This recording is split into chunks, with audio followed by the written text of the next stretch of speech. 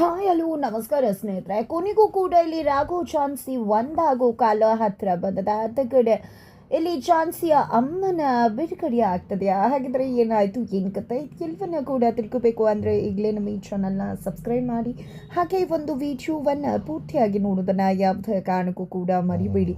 ಇಲ್ಲಿ ಚಾನ್ಸಿ ಅನಿತಾ ಫೋಟೋ ಕಳಿಸಿದ ಮೇಲೂ ಕೂಡ ಇಲ್ಲಿ ರಾಘುವನ್ನು ಕೆಲಸಕ್ಕೆ ತೆಗೆದೆ, ಅಲ್ಲೇ ಉಳಿಸ್ಕೋತಾಳೆ. ಈ ಕಡೆ ಅನಿತಾ ಖಂಡಿತವಾಗ್ಲೂ ಕುತ್ತಿಗೆ ಪಟ್ಟಿ ಹಿಡಿದು ಝಾನ್ಸಿ ಹೊರಗಡೆ ದಬ್ಬಿರ್ತಾಳೆ ಅಂತ ಅನ್ಕೋತಾಳೆ. ಬಟ್ ಎಲ್ಲವೂ ಕೂಡ ಉಲ್ಟಾ ಆಗಿದೆ.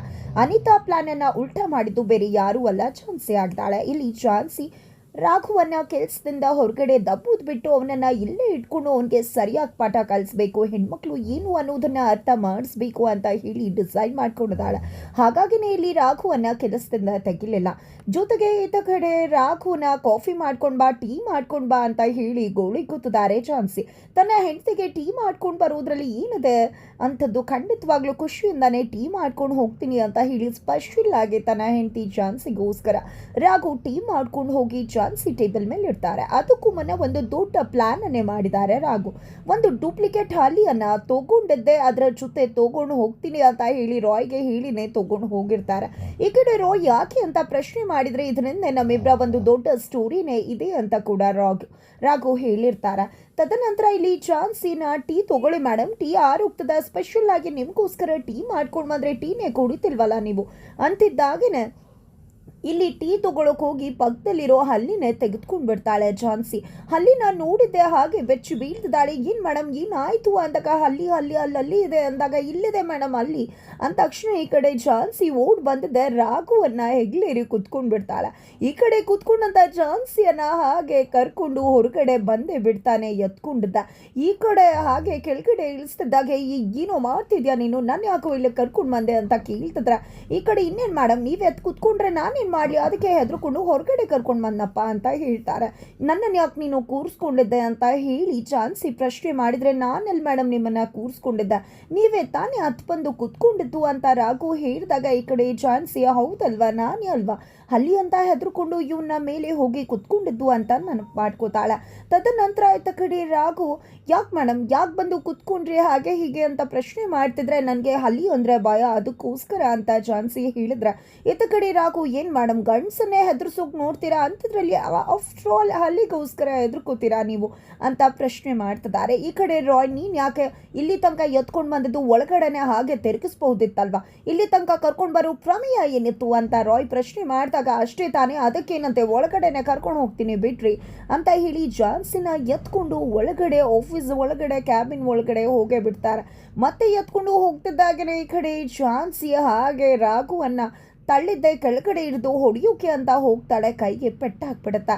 ಕೈಗೆ ಪೆಟ್ಟಾಗ್ತಿದ್ದಾಗ ಅಮ್ಮಪ್ಪ ಅಂತ ಹೇಳ್ಕೊಂಡಿದ್ದೆ. ಈ ಕಡೆ ತನ್ನ ಚೇಂಬರಲ್ಲಿ ಕುತ್ಕೊಂಡ್ರೆ ಈ ಕಡೆ ರಾಘು ಹೊರಗಡೆ ಬರ್ತಾರೆ. ಇಲ್ಲಿ ರಾಘುನ ರಾಯ್ ಸರ್ ನಿಮ್ಮದು ಎಂಥ ಪ್ಲ್ಯಾನ್ ಸರ್, ಎಂತೆಂತ ಅಲ್ಲ ಒಳ್ಳೆ ಪ್ಲ್ಯಾನ್ ಇಟ್ಟಿದ್ರ, ಎಷ್ಟು ಚೆನ್ನಾಗಿ ಝಾನ್ಸಿ ಮೇಡಮ್ನ ನೀವು ಹಳ್ಳಕ್ಕೆ ಬೀಳಿಸ್ಬಿಟ್ರಿ, ಎಷ್ಟು ಚೆನ್ನಾಗಿ ನೀವಿಬ್ಬರು ಕೂಡ ಒಂದಾಗುವ ಸಮಯನ ಕ್ರಿಯೇಟ್ ಮಾಡ್ಕೊಂಡ್ರಿ, ನಿಜಕ್ಕೂ ನಿಮ್ಮ ತಲೆ ಸರ್, ಇನ್ನೂ ಎಷ್ಟು ಪ್ಲ್ಯಾನ್ ಇದೆ ಸರ್, ಇನ್ನೊಂದು ಒಂದೊಂದಾಗಿ ಬಿಡ್ತಾ ಇರಿ ಅಂತ ಹೇಳಿ ರಾಯ್ ಕೇಳ್ತಿದ್ರೆ, ಅದು ಹೇಗಾಗತ್ತೆ ರಾಯ್, ಒಂದೊಂದಾಗಿ ಈ ರೀತಿ ಬಿಟ್ಕೊಂಡು ಕೂತ್ಕೊಂಡ್ರೆ ಆಮೇಲೆ ಮೇಡಮ್ಗೆ ಅನುಮಾನ ಬಂದ್ಬಿಡುತ್ತೆ ಝಾನ್ಸಿ ಮೇಡಮ್ಗೆ, ಆಮೇಲೆ ಅಷ್ಟೇ ನಮ್ಮ ಪ್ಲ್ಯಾನ್ ಎಲ್ಲ ಫ್ಲಾಪ್ ಆಗುತ್ತೆ ಅಂತ ರಾಘು ಹೇಳ್ತಾರೆ. ಈಗ ಮೊದಲು ಒಂದೊಂದಾಗಿ ಅದಾದ್ಮೇಲೆ ಬಿಡೋಣ.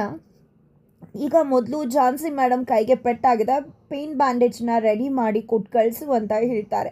ಹೆಂಡತಿ ಮೇಲೆ ತುಂಬ ಪ್ರೀತಿ ಅಲ್ವಾ, ಹೆಂಡತಿಗೆ ಏಟಾಗಿದೆ ಅಂತ ಹೇಳಿ ರಾಯ್ ಕೇಳ್ತಾರೆ. ನಂತರ ಇಲ್ಲಿ ಝಾನ್ಸಿಗೆ ಹೋಗಿ ಬ್ಯಾಂಡೇಜನ್ನ ಕೊಡ್ತಾರೆ. ಈ ಕಡೆ ರಾಘು ಮತ್ತು ರಾಯ್ ಇಬ್ಬರು ಕೂಡ ಅಲ್ಲೇ ಇದ್ದಾರೆ. ಈ ಕಡೆ ಝಾನ್ಸಿಗೆ ಬ್ಯಾಂಡೇಜನ್ನ ಹಾಕ್ಕೊಳ್ಳೋಕ್ಕೆ ಸಾಧ್ಯ ಆಗ್ತಿಲ್ಲ.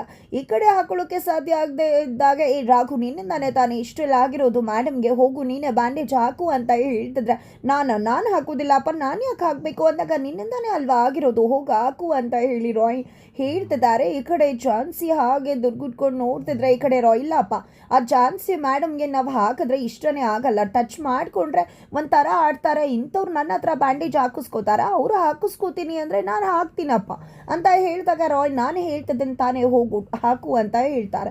ಈ ಕಡೆ ಝಾನ್ಸಿ ಬೇಡ ಇಂಥ ಗಂಡು ಜಾತಿಗಳು ಹೇಗೆ ಅಂತ ಗೊತ್ತಿದೆ, ಇಂಥ ಅವಕಾಶಕ್ಕಾಗಿನೇ ಕಾಯ್ತಿರ್ತಾರೆ, ಯಾವುದೇ ಕಾರಣಕ್ಕೂ ನಾನು ಇವನ ಹತ್ರ ಬ್ಯಾಂಡೇಜ್ ಹಾಕಿಸ್ಕೊಳ್ಳಲ್ಲ ಅಂತ ಹೇಳಿ ತಾನೇ ಹಾಕ್ಕೊಳ್ಳೋಕೆ ಹೋಗ್ತಾಳೆ. ಬಟ್ ಆಗ್ತಿಲ್ಲ. ಈ ಕಡೆ ರಾಯ್ ಮನೇಶ್ ಮತ್ತು ರಾಘು ನಗ್ತಿದ್ದಾರೆ.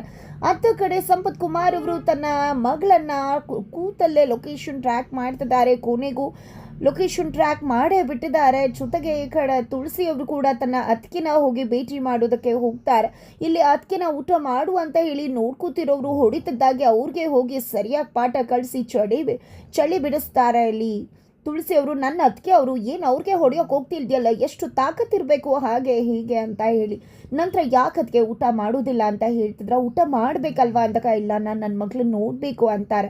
ನಾನು ಹೇಳಿದ್ದೆ ತಾನೇ ಫೋಟೋ ತೊಗೊಂಡು ಬರ್ತೀನಿ ಅಂತ, ಊಟ ಮಾಡಬೇಕಿತ್ತಲ್ವ ನೋಡಿ ನಿಮ್ಮ ಮಗಳ ಫೋಟೋನ ಅಂತ ಹೇಳಿದಾಗ ತನ್ನ ಮಗಳ ಫೋಟೋವನ್ನು ನೋಡಿ ನಿಜಕ್ಕೂ ಕೂಡ ಕಣ್ಣೀರು ಹಾಕ್ತಿದ್ದಾರೆ. ಇಲ್ಲಿ ಝಾನ್ಸಿ ಅಮ್ಮ ನೋಡಿದ್ರ ನಿಮ್ಮ ಮಗಳು ಎಷ್ಟು ಚೆನ್ನಾಗಿದ್ದಾಳೆ, ಅವಳನ್ನ ಎಷ್ಟು ಚೆನ್ನಾಗಿ ನೋಡ್ಕೋತಿದ್ದೀನಿ ನಾನು ಅಂತ ಅಂದಾಗ ನನ್ನ ಮಗಳನ್ನ ಮುತ್ತು ಮಾಡೋಕ್ಕಾಗಿಲ್ಲ, ಅವಳನ್ನ ನೋಡ್ಕೊಳ್ಳೋಕ್ಕಾಗಲಿಲ್ಲ, ದಯವಿಟ್ಟು ಕ್ಷಮಿಸ್ಬಿಡು ಮಗಳೇ ಅಂತ ಕೇಳ್ತಿದ್ದಾರೆ. ದಯವಿಟ್ಟು ನನ್ನ ಮಗಳನ್ನ ಭೇಟಿ ಮಾಡಿಸು, ನನ್ನನ್ನು ಇಲ್ಲಿಂದ ಕರ್ಕೊಂಡು ಹೋಗು ತುಳಸಿ ಅಂತ ಹೇಳಿ ರಿಕ್ವೆಸ್ಟ್ ಮಾಡ್ಕೋತಾರೆ. ಆ ದಿನ ಕೂಡ ಆದಷ್ಟು ಬೇಗ ಬರುತ್ತೆ. ಎಲ್ಲ ತರತುರಿಯಲ್ಲೂ ಕೂಡ ಎಲ್ಲ ಪ್ರೋಸೆಸ್ ಕೂಡ ಆಗ್ತದೆ ತರಾತುರಿಯಲ್ಲಿ. ನೀವೇನು ಯೋಚನೆ ಮಾಡಿಬಿಡಿ. ಅದಕ್ಕೆ ನನ್ನ ಮಗನ ನಿಮ್ಮ ಮಗಳು ಮದುವೆ ಆದ ತಕ್ಷಣ ಖಂಡಿತ ನೀವು ಅಂದ್ಕೊಂಡಾಗೆ ನಿಮ್ಮ ಮಗಳನ್ನ ನೋಡ್ಬೋದು ಅಂದಾಗ ಇಲ್ಲ, ಯಾವುದೇ ಕಾರಣಕ್ಕೂ ಆ ರೀತಿ ಆಗಬಾರ್ದು ಅಂತ ದೇವ್ರ ಹತ್ರ ಕೇಳ್ಕೊತಿದ್ದೀನಿ ಅಂತ ಹೇಳಿದ್ರೆ, ಆ ರೀತಿ ನೀವು ಕೇಳ್ಕೊಂಡ್ರೆ ನೀವು ಇಲ್ಲಿಂದ ಆಚೆನೇ ಬರೋದಿಲ್ಲ, ಯಾವತ್ತೂ ನಿಮ್ಮ ಮಗಳನ್ನು ನೋಡೋಕ್ಕಾಗೋದಿಲ್ಲ ಅಂತ ಹೇಳಿ ಅವರನ್ನು ಚೆನ್ನಾಗಿ ನೋಡ್ಕೊಳ್ಳಿ ಅಂತ ತಿಳಿಸಿ ಅಲ್ಲಿಂದ ತುಳಸಿಯವರು ಹೊರಟು ಮನೆಗೆ ಬರ್ತಾರೆ. ತುಳಸಿಯವರು ಮನೆಗೆ ಬರ್ತಿದ್ದಾಗೆ ಅದ ಕಡೆ ಸಂಪತ್ ಕುಮಾರ್ ಅವರು ತನ್ನ ಸೊಸೆ ಎಲ್ಲಿದ್ದಾಳೆ ಅನ್ನೋದನ್ನು ಹುಡ್ಕೊಂಡು ಆ ಟ್ರ್ಯಾಕನ್ನು ಯೂಸ್ ಮಾಡಿಕೊಂಡು ಹೋಗ್ತಾರೆ. ಕೊನೆಗೂ ಒಂದು ಸಮಾಧಿ ಮಾಡಕ್ಕೆ ಬರ್ತಾರೆ. ಆ ಒಂದು ಸಮಾಧಿ ಒಂದು ಜಾಗದಲ್ಲಿ ತನ್ನ ಸೊಸೆ ಹೇಗಿರೋದಕ್ಕೆ ಸಾಧ್ಯ ಅಂತದಾಗೆ ಅಲ್ಲಿಗೆ ತುಳಸಿ ಎಂಟ್ರಿ ಕೊಡ್ತಾರೆ. ಏನಪ್ಪ ನೀನು ತುಂಬ ಚೆನ್ನಾಗಿ ದೊಡ್ಡ ಪ್ಲ್ಯಾನನ್ನೇ ಮಾಡಿದ್ಯಾ, ಆದರೆ ನಾನು ನಿನ್ನ ಮಗಳು ಅನ್ನೋದನ್ನು ಮರ್ತ್ಬಿಟ್ಟೆ. ತಗೋ ನಿನ್ನ ಲೊಕೇಶನ್ ಟ್ರ್ಯಾಕರ್ ಅಂತ ಕೊಟ್ಟು ನಿನ್ನನ್ನು ಕೆಟ್ಟಾಗೆ ಬೀಳ್ಸಿದ್ದೀನಿ, ನೀನು ಅಷ್ಟು ಸುಲಭಕ್ಕೆ ನನ್ನನ್ನು ಟ್ರ್ಯಾಕ್ ಮಾಡೋಕ್ಕಾಗೋದಿಲ್ಲ ಅಂತ ತುಳಸಿ ಹೇಳ್ತಾರೆ. ಇತ್ತ ಕಡೆ ಮೇಡಮ್ ದಯವಿಟ್ಟು ನಿಮಗೆ ಬ್ಯಾಂಡೇಜ್ ಹಾಕ್ಕೊಳ್ಳೋಕ್ಕಾಗಲ್ಲ, ಒಬ್ಬ ಒಂದು ಬ್ರದರ್ ಒಂದು ನರ್ಸ್ ಅಂತ ಅಂದ್ಕೊಂಡು ರಾಘು ಕೈಲಿ ಹಾಕಿಸ್ಕೊಳ್ಳಿ ಅಂತ ಹೇಳಿದಾಗ ಸರಿ ಆಯಿತು, ಟಚ್ ಮಾಡಬಾರ್ದು ಅಂತ ಹೇಳಿ ಬ್ಯಾಂಡೇಜ್ ಹಾಕಿಸ್ಕೊಳ್ಳೋಕ್ಕೆ ಮುಂದಾಗ್ತಾರೆ. ಈ ಕಡೆ ರಾಘು ಕೂಡ ಝಾನ್ಸಿಗೆ ಬ್ಯಾಂಡೇಜನ್ನು ಹಾಕ್ತಿದ್ದಾರೆ. ತದನಂತರ ಇತ್ತ ಕಡೆ ಕಾರಲ್ಲಿ ಹೋಗಬೇಕಿದ್ರೆ ಈ ಕಡೆ ಸೀಟ್ ಬೆಲ್ಟ್ ಹಾಕಬೇಕಾಗಿರೋದು ಕೂಡ ರಾಘುನೇ. ಹಾಗೆ ಕಣ್ಣ ಸಲಿಗೆ ಆಗ್ತದೆ. ಅದ ಕಡೆ ಒಂದು ಸೂಪರ್ ಸಾಂಗ್ ಕೂಡ ಪ್ಲೇ ಆಗ್ತದೆ. ಇದರಿಂದಾಗಿ ಝಾನ್ಸಿ ಏನಿದಲ್ಲ ಅಂತ ಹೇಳಿ ರೊಚ್ಚಿಗೆ ಹೇಳ್ತಿದ್ದಾರೆ. ನಂತರ 6 ಗಂಟೆ ಆಗ್ತಿದ್ದಾಗೆ ತನ್ನ ಕೆಲಸ ಮುಗೀತು ಅಂತ ಹೇಳಿ ರಾಘು ಡ್ಯೂಟಿಯಿಂದ ಹೊರಗಡೆ ಹೋಗ್ತಿದ್ರೆ. ಈ ಕಡೆ ಏನು ಮೇಡಮ್ ಮಾಡ್ತೀರಾ ಈಗ, ನಿಮಗೆ ಓಡಿಸೋಕ್ಕಾಗೋದಿಲ್ವಲ್ಲ ಕಾರ್ನ ಅಂದಾಗ ನೀನು ಓಡಿಸು ಅಂತ ಹೇಳ್ತಾರ. ಇಲ್ಲ ಮೇಡಮ್ ನಂಗೆ ಡ್ರೈವಿಂಗೇ ಮಾಡೋಕ್ಕೆ ಬರಲ್ಲ, ಈಗ ಏನು ಮಾಡೋದು ಮೇಡಮ್, ರಾಘುನ ರಿಕ್ವೆಸ್ಟ್ ಮಾಡ್ಕೋಬೇಕು, ನೀವೇ ಪ್ಲೀಸ್ ಹೋಗಿ ರಿಕ್ವೆಸ್ಟ್ ಮಾಡ್ಕೊಳ್ಳಿ ಮೇಡಮ್, ನಾನು ಹೋದರೆ ರಿಕ್ವೆಸ್ಟ್ ಮಾಡಿಕೊಂಡ್ರು ಬರಲ್ಲ ಅಂದಾಗ ಝಾನ್ಸಿನೇ ರಾಘು ಮುಂದೆ ತಲೆ ತಗ್ಸಿ ರಿಕ್ವೆಸ್ಟ್ ಮಾಡ್ಕೋತಿದ್ದಾಳೆ. ಹಾಗಾದರೆ ಮುಂದೇನಾಗುತ್ತೆ ತಿಳ್ಕೋಬೇಕು ಅಂದರೆ ಮುಂದಿನ ವೀಡಿಯೋಗೆ ವೇಟ್